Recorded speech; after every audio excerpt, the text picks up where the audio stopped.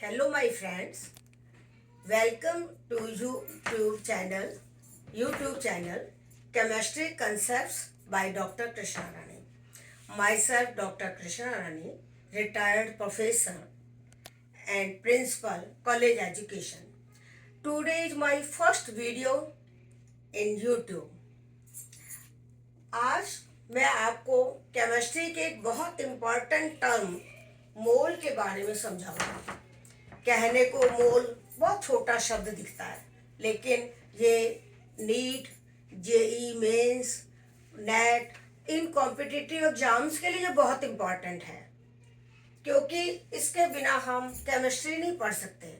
जैसे आप A N D पढ़े बिना इंग्लिश नहीं सीख सकते, ग्रामर पढ़े बिना हिंदी नहीं सीख सकते, उसी तरह मोल पढ़े बिना अपन केमिस्ट्री नहीं सीख सकते। मोल को हम सीधी सरल भाषा में इस तरह समझ सकते हैं, जैसे आप लोग मार्केट जाते हैं, केले खरीदते हैं, तो आप डजन में केले खरीदते हैं। एक डजन में 12 केले आते हैं। 2 डजन लेने हो तो 24 बनाना आएंगे। लेकिन उसी तरह केमिस्ट्री में अगर हमें सब्सटेंस की अमाउंट बतानी है तो अमाउंट को हम मोल में बताएंगे। अब मोल क्या है? 6.023 इंटू 10⁻23 पार्टिकल्स, इसको हम एक मोल कहते हैं। जैसे 12 को हमने एक दर्जन बोला, 6.023 इंटू 10⁻23 पार्टिकल्स को हमने एक मोल कहा। अब पार्टिकल्स एटम भी हो सकते हैं, मॉलिक्यूल्स भी हो सकते हैं, आयंस भी हो सकते हैं, कुछ भी हो सकता है। अब यदि हमें एटम्स के मोल कैलकुलेट करने हैं, अब एग्जाम्स में मोल कैलकुलेट करने के लिए आते हैं और बच्चे यहाँ बहुत कंफ्यूज होते हैं। कभी तो वो अमाउंट ऑफ सब्सटेंस दे देता है एग्जामिनर, कभी पार्टिकल्स का नंबर दे देता है, कभी वॉल्यूम ऑफ गैस दे देता है, कभी मोलरिटी दे देता है। फिर ये कंफ्यूजन होता है कि हम कौन सा फॉर्मूला लगाएं, किससे हम मोल कैलकुलेट करें। इसीलिए मैंने आप लोगों को एक समरी दी है मोल के लिए, और ये समरी आप लोगों के एग्जाम्स के लिए बहुत इम्पॉर्टेंट रहेगी। अब सबसे पहले यदि आपको एटम्स के मोल कैलकुलेट करने हैं और अमाउंट ऑफ सब्सटेंस दी हुई है, तो आप क्या करोगे? अमाउंट ऑफ सब्सटेंस जो ग्राम्स में है उसको डिवाइड करोगे gram atomic weight. Atomic weight आप सभी लोग जानते होंगे, पीरियोडिक टेबल आप लोगों ने पढ़ी हुई है, और एटॉमिक वेट आप जानते हो। तो अगर एटम्स के मोल निकालने हैं तब तो अमाउंट में हम ग्राम एटॉमिक वेट का भाग देंगे। मैं ग्राम एटॉमिक वेट इसलिए कह रही हूँ क्योंकि एटॉमिक वेट को हम ग्राम्स में लिखते हैं, तब हम बोलते हैं ग्राम एटॉमिक वेट। एग्जाम्पल के लिए, जैसे एन है नाइट्रोजन, उसका एटॉमिक वेट 14 है, तो हम लिखेंगे 14 ग्राम, तो ये ग्राम एटॉमिक वेट होगा। अगला केस है कि अगर मॉलिक्यूल्स के मोल्स निकालने हो तो आपको जो अमाउंट गिवन है उसमें ग्राम मॉलिक्यूलर वेट का भाग दोगे।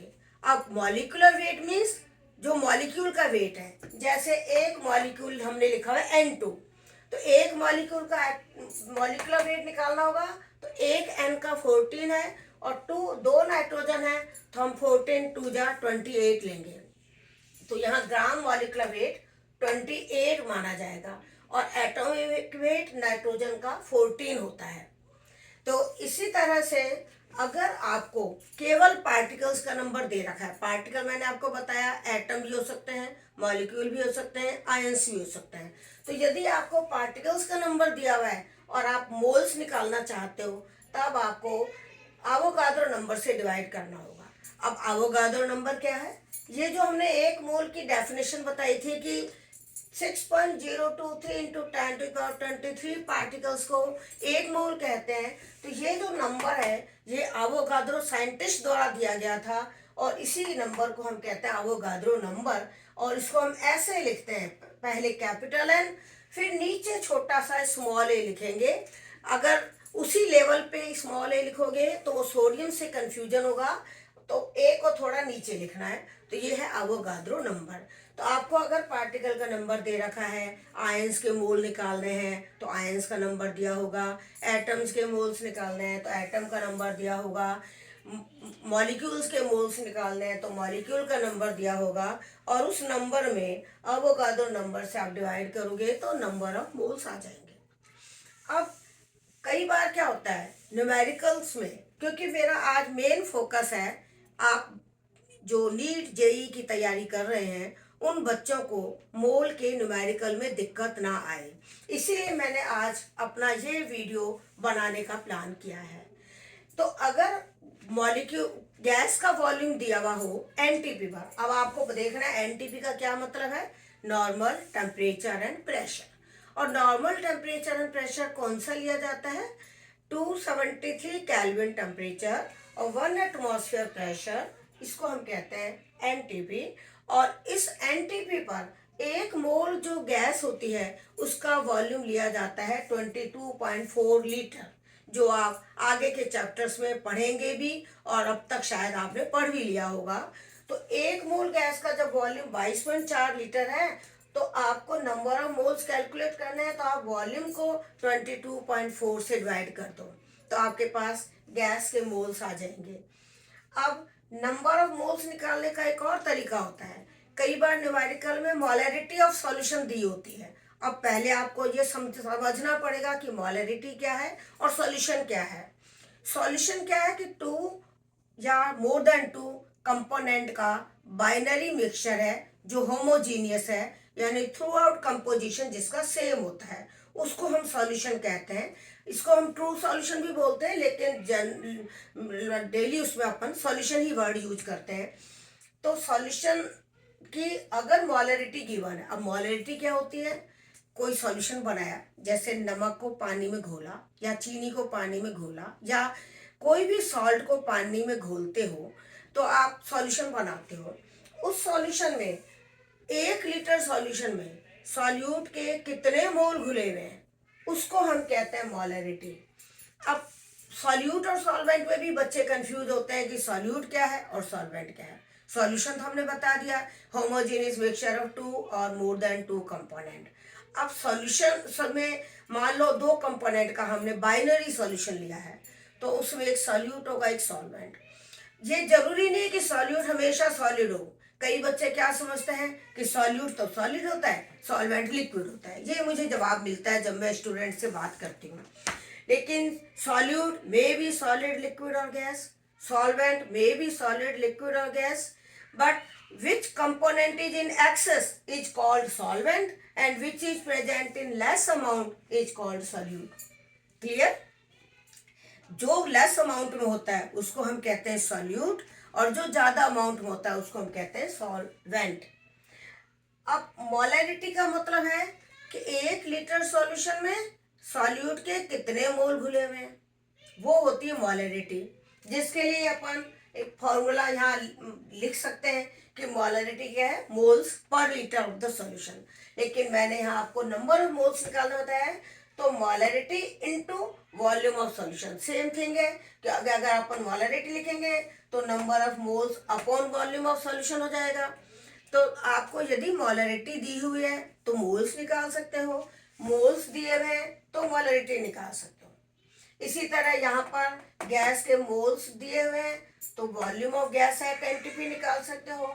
यहाँ मोल्स दिए हुए हैं तो पार्टिकल का नंबर ज्ञात कर सकते हो। यहाँ मोल्स दिए हुए हैं तो मॉलिक्यूलर वेट या अमाउंट ज्ञात कर सकते हो। यानी जो हमने ये 3 टर्म्स लिए हैं इनमें से आपको 2 टर्म गिवन होगी, तीसरी टर्म निकाल सकते हो। और न्यूमेरिकल आपको किसी भी तरह से दिया जा सकता है, कभी भी कैसे भी घुमा फिरा करके दे देते हैं, कभी मोल्स निकलवा लेते हैं, कभी मोलैरिटी निकलवा लेते हैं और बच्चों को कंफ्यूजन होता है। इसलिए हमने आपको आज एक शॉर्ट में समरी दी है मोल की, जो आपके लिए बहुत इम्पोर्टेंट रहेगी। जितने भी आप कॉम्पिटिटिव एग्जाम्स दोगे, चाहे बीएड के लिए दो, चाहे नेट के लिए दो, चाहे आप किसी का वाइवा दो, क्योंकि वाइवा में भी पीएचडी का वाइवा देने जाओ तो पीएचडी के वाइवा में भी आपसे मोल के बारे में पूछा जा सकता है। मोल इतना इम्पोर्टेंट है। नीट और जेई मेंस में तो मोल्स के बिना काम चल ही नहीं सकता। अब एक और तरीका है, मोलैलिटी गिवन है। अब आप कंफ्यूज हो गए कि मोलैरिटी और मोलैलिटी में क्या फर्क है, केवल एक आर की जगह एल ही तो लिखा है। मोलैरिटी को हमने कैपिटल एम लिखा है, मोलैरिटी को हमने स्मॉल एम लिखा है।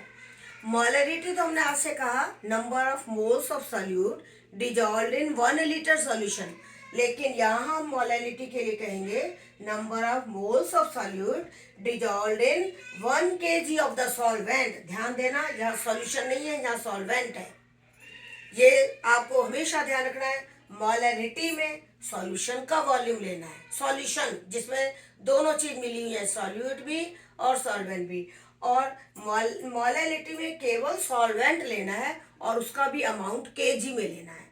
अगर आपको ग्राम्स में दिया हुआ है तो 1000 से डिवाइड करके केजी में निकाल लो।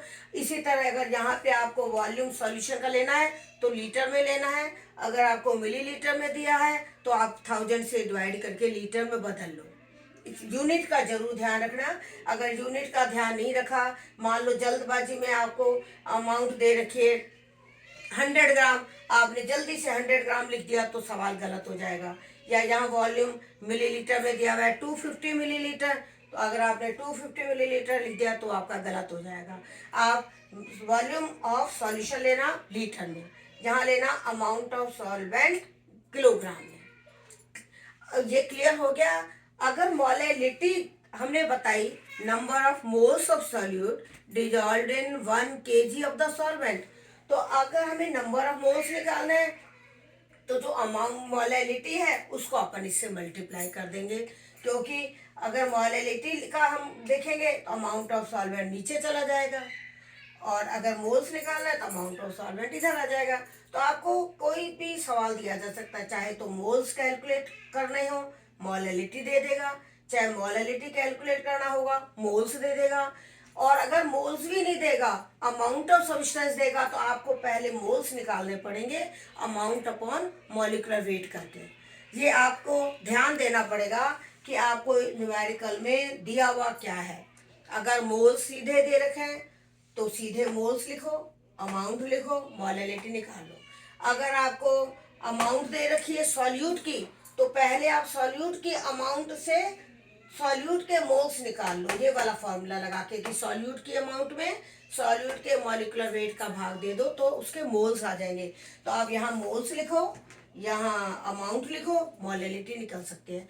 तो ये आज हमने जो आपको 5-6 फॉर्मूले दिए हैं, इन 5-6 फॉर्मूले से आपके जो शीट मिलती है कोचिंग इंस्टीट्यूट से, उस शीट के ढेरों क्वेश्चंस आपके हो जाएंगे। और आपके जो पिछले सालों के पेपर्स में क्वेश्चन आते हैं, आप इन्हीं केवल इतने से फॉर्मूलों से आप शीट के सॉल्यूशन वाले क्वेश्चंस और मोल कंसेप्ट वाला जो आप 11th में पहला चैप्टर है उसके क्वेश्चंस आप आराम से कर सकते हो।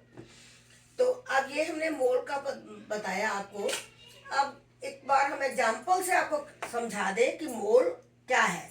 जैसे मैंने यहाँ N2 लिखा, इसका मतलब है 1 मोल नाइट्रोजन मॉलिक्यूल, क्योंकि आगे कोई संख्या नहीं लिखी हुई, ये अंडरस्टूड होता है कि ये 1 मोल है। लेकिन ये N2 है, N2 का मतलब ये मॉलिक्यूल डायटोमिक है, मॉलिक्यूल 2 एटम से बना है, तो इसीलिए इसमें 1 मोल की जगह एटम्स अगर लेने होंगे तो हम 2 मोल नाइट्रोजन एटम लेंगे। इसी तरह अगर हमने NH3 लिखा, आपको सबको पता है NH3 अमोनिया का फॉर्मूला है, तो NH3 लिखा तो ये 1 मोल अमोनिया मॉलिक्यूल कहलाएंगे, लेकिन इसमें नाइट्रोजन के हैं, नाइट्रोजन एटम्स का है 1 मोल और हाइड्रोजन एटम के 3 मोल। इस तरह के भी क्वेश्चंस आते हैं कि आपको 1 मोल कैल्शियम क्लोराइड दे दिया, तो आपको कैल्शियम क्लोराइड का फॉर्मूला मालूम होगा CaCl2, तो आप पहले फॉर्मूला लिखोगे CaCl2। अब इस फॉर्मूले को लिखते ही आपको दिखेगा कैल्शियम तो 1 है, क्लोरीन Cl 2 है, तो इसका मतलब अगर कैल्शियम क्लोराइड का 1 मोल लिखा हुआ है तो हम उसमें कैल्शियम क्लोराइड के तो 1 मोल मॉलिक्यूल कहेंगे। इसको क्या कहेंगे? 1 मोल कैल्शियम क्लोराइड मॉलिक्यूल। लेकिन अगर कैल्शियम के एटम बताने हैं तो 1 मोल कैल्शियम एटम, और क्लोरीन के बताने हैं 2 मोल क्लोरीन एटम। तो इस तरह के भी आपके न्यूमेरिकल आते हैं कि कोई भी 1 मोल दे दिया कंपाउंड का फॉर्मूला, और आप उस कंपाउंड में number of moles of each element निकालो, number of moles of each element. ये भी आपका क्वेश्चन हो गया। अब जो दो क्वेश्चन और मेरे दिमाग में है जो इम्पोर्टेंट है और एग्जाम में हमेशा आते हैं, मोलैलिटी और मोलैलिटी में कि कौन सा टेम्परेचर पे डिपेंडेंट है और कौन सा नहीं। तो उसमें हम ये बताएंगे कि मोलैलिटी टेम्परेचर डिपेंडेंट है और मोलैलिटी टेम्परेचर इंडिपेंडेंट है। क्यों? मोलैलिटी में मोल्स अपॉन वॉल्यूम आता है। वॉल्यूम क्या होता है? टेम्परेचर बढ़ाने पर बढ़ता है। तो अगर अपन ने मोलैलिटी का फॉर्मूला लिखा है, मोलैलिटी यानी कैपिटल एम, तो अपन ये लिखेंगे ऊपर तो नंबर ऑफ मोल्स, ऊपर तो क्या लिखेंगे? नंबर ऑफ मोल्स, नीचे लिखेंगे वॉल्यूम ऑफ सॉल्यूशन। नीचे क्या लिखेंगे? Volume of solution. तो अब देखिए, अगर हमने मोलैलिटी लिखा है तो वो नंबर ऑफ मोल्स तो ऊपर है, वॉल्यूम ऑफ सॉल्यूशन डिनोमिनेटर में है। तो टेम्परेचर हमने बढ़ाया, सॉल्यूशन का वॉल्यूम बढ़ा, तो डिनोमिनेटर में कोई चीज बढ़ती है, इसका मतलब ये मोलैलिटी कम हो जाएगी। तो ये भी क्वेश्चन आता है। एक तरह तो यह पूछता है कि इन दोनों में से कौन सा टेम्परेचर डिपेंडेंट है, तो वो आ गया मोलैलिटी। फिर जो पूछेंगे कि टेम्परेचर बढ़ाने से मोलैलिटी पे क्या इफेक्ट आता है, तो आपको ये देखना पड़ेगा कि टेम्परेचर बढ़ाने से ज़्यादातर जो सॉल्यूशंस हैं, लिक्विड हैं, उनका वॉल्यूम इंक्रीज होता है और वॉल्यूम इंक्रीज होने से मोलैलिटी टेम्परेचर बढ़ाने पे डिक्रीज होती है। ये बहुत इंपॉर्टेंट है, इसको आप इंपॉर्टेंट मार्क कर लेना। अच्छा, मोलैलिटी टेम्परेचर पे क्यों नहीं डिपेंड करती, ये भी आपको समझना पड़ेगा कि मोलैलिटी का फॉर्मूला अपना बना, इसी से बनाया हमने फॉर्मूला।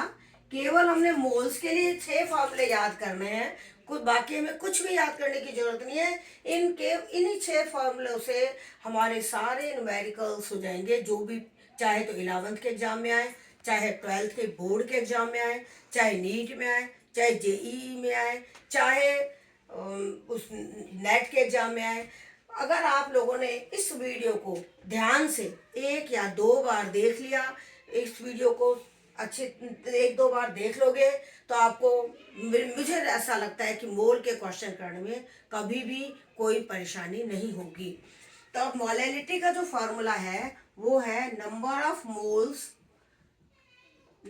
Moles of solute.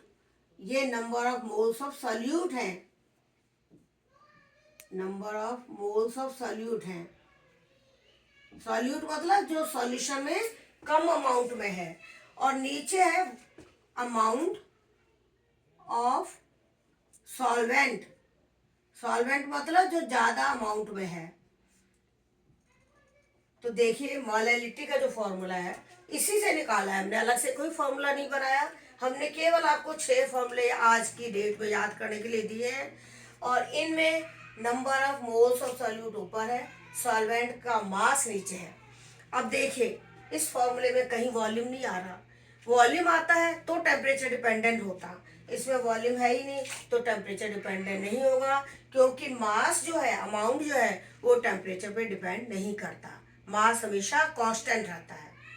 ये आप लोगों के फिजिक्स में भी टर्म आती है कि मास और वेट में क्या डिफरेंस है।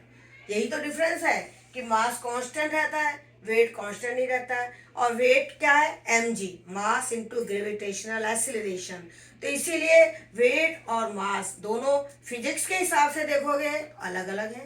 केमिस्ट्री में देखोगे तो कई जगह वेट लिख देते हैं, कई जगह मास लिख देते हैं, अमाउंट लिख देते हैं। केमिस्ट्री में ये चल जाता है, लेकिन फिजिक्स में आपका नहीं चलेगा। फिजिक्स में आपको ध्यान देना पड़ेगा कि अगर आप वेट लिख रहे हो तो फोर्स ऑफ ग्रेविटी होगा mg। इसीलिए आप यहाँ पे केमिस्ट्री में वेट या मास लिख लो, पर आपको अंतर भी पता होना चाहिए कि मास क्या है, वेट क्या है। और मास टेम्परेचर डिपेंडेंट नहीं है, इसीलिए मोलैलिटी भी टेम्परेचर डिपेंडेंट नहीं है। अब मोल से रिलेटेड मुझे एक फॉर्मूला और याद आ गया, बस फिर मैं अपना ये वीडियो बंद करूंगी। मोल फ्रैक्शन, एक टर्म और आती है एग्जाम में, मोल फ्रैक्शन। तो वो क्या होता है? जिसका मोल फ्रैक्शन निकालना होता है उसके मोल तो हम ऊपर लिखते हैं और नीचे हम टोटल मोल्स लिखते हैं। है वही, मोल ही काम आ रहा है। ऊपर तो लिखे, मान लो हमें सॉल्यूट का मोल फ्रैक्शन निकालना है तो हम सॉल्यूट के मोल ऊपर लेंगे, टोटल मोल यानी सॉल्यूट प्लस सॉल्वेंट के मोल नीचे लेंगे। इसी तरह अगर सॉल्वेंट का मोल फ्रैक्शन निकालना है तो सॉल्वेंट के मोल ऊपर लेंगे और टोटल मोल्स नीचे लेंगे। तो इसके ऊपर भी एक क्वेश्चन आता है जो एग्जाम में आता है कि सॉल्यूट का मोल फ्रैक्शन प्लस सॉल्वेंट का मोल फ्रैक्शन का सम कितना होता है। ये एग्जाम में कई बार आया हुआ है। तो आपको देखना सॉल्यूट के का मोल फ्रैक्शन प्लस सॉल्वेंट का मोल फ्रैक्शन यानी एक्स ए प्लस एक्स बी। एक्स ए तो लिखते हैं सॉल्यूट का मोल फ्रैक्शन, एक्स बी लिखते हैं सॉल्वेंट का मोल फ्रैक्शन, और ये टोटल होता है 1। ये एग्जाम में आता है, इसलिए इसको भी याद कर लेना क्योंकि एग्जाम के। तो आज के वीडियो में हमने मेन फोकस किया है नीट जेई के लिए बच्चों के लिए, और मैंने आज से ही यूट्यूब चैनल शुरू किया है और मेरी इच्छा है कि मैं अच्छे अच्छे बेसिक कंसेप्ट्स वाले जो वीडियो हैं वो बनाकर मैं स्टूडेंट्स को दूं, ताकि स्टूडेंट्स को कम टाइम में ज़्यादा मैटर मिल जाए और उनके पास समरी इकट्ठी हो जाए। थैंक्स।